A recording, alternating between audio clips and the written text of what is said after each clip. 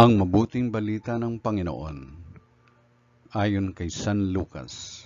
Papuri sa iyo, Panginoon.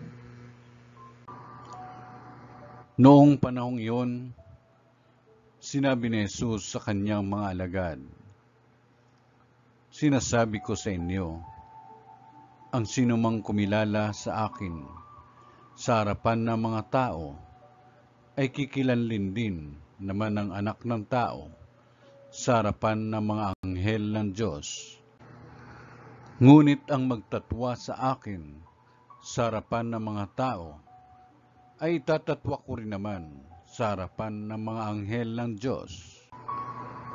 Ang sino mang magsalita laban sa Anak ng Tao ay mapatatawad, ngunit ang lumait sa Espiritu Santo ay hindi mapatatawad. Kapag kayo'y dinala nila sa sinagoga o sa harapan ng mga tagapamahala at ng mga may kapangyarihan upang litisin, huwag ninyong isipin kung paano ninyong ipagtatanggol ang sarili o kung ano ang inyong sasabihin.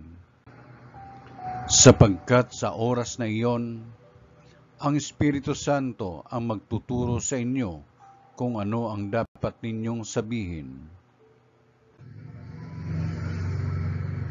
Ang mabuting balita ng Panginoon. Pinupuri ka namin, Panginoong Jesucristo.